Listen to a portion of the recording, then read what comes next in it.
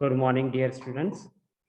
Today we discuss dye penetration inspection of non-destructive testing techniques. It is very important technique used very extensively in industries for detection of cracks, flaws, or surface defects. So basically in dye penetration inspection, we apply a dye on a material surface to detect some cracks, porosity, or other defects. It is very important. Uh, the cracks and the porosity are very detrimental in the service of critical components such as aerospace or nuclear reactors or some medical devices. Some invisible cracks which are not visible by naked eyes, or there is some inherent porosity on the surface, very small or micro level porosity. So it is very important technique to reveal the defects and cracks. But the main limitations is of this technique is that it can be works or it can be applied to the surface only. So for internal defects, we have to go for another type of non-destructive testing. Components can be of ferrous, non-ferrous, plastics, glass, or ceramic. So there is a versatile range of composites. There is a versatile range of components or metallic material, even glass and ceramics can be applied and can be used for dye penetration inspection. So there is a very simple procedure to use this technique. Just to clean the surface if there is any oil or grease or some any dirt is there. So with some empty paper or with a clean cloth, you have to clean the surface, and when using some agent like a methanol, ethanol, or some acetone, then you have to properly dry the surface.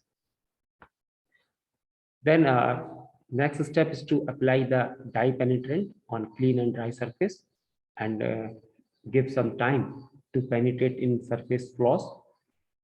The dye may be of liquid soluble penetrant or fluorescent. If fluorescent dye is used, then it become radiant in some light or some UV light or some special type of light. It may be become fluorescent and it will glow in that particular light, or it can be even glow in the daylight or the normal light. Before examining the surface of the material or going for the further, we have to remove the excess penetrant by a soft or clean cloth or cotton, just to only the material, only the cracks and the porosity will retain that dye or penetrant, and the extra material or the extra dye is removed off. In some dye requires some developer on the surface. So you have to, if your particular dye needs some developer, so you have to apply a developer. Then it develops or it can show the particular color. This pulls out dye from flaws, and flaws are revealed by color of the dye. Instead of developer, fine developing powder or dye powder can be also be sprinkled on the surface. So this is the schematically presented about the dye penetration test.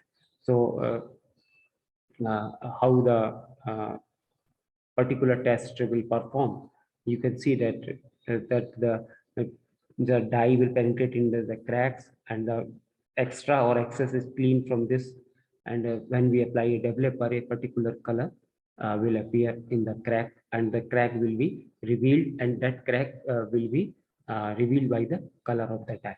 If it may be whatever the color, suppose a violet or pink or some brown, whatever the color will be easily distinguished from the surface of the material.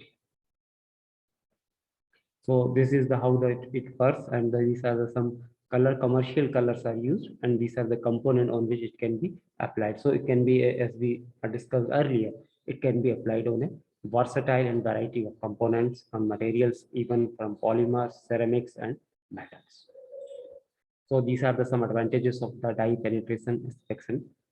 This can be applied to almost any type of metals, non-metals, magnetic or non-magnetic type.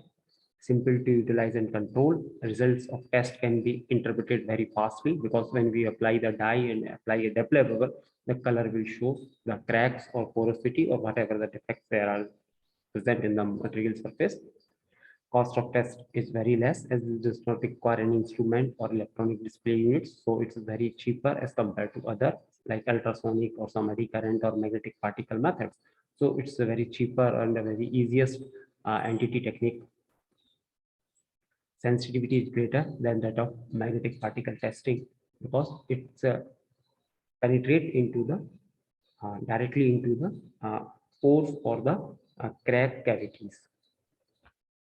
And there are some disadvantage also is there. So the disadvantages of dye penetration inspection is that cleaning components is must before and after testing to avoid rusting.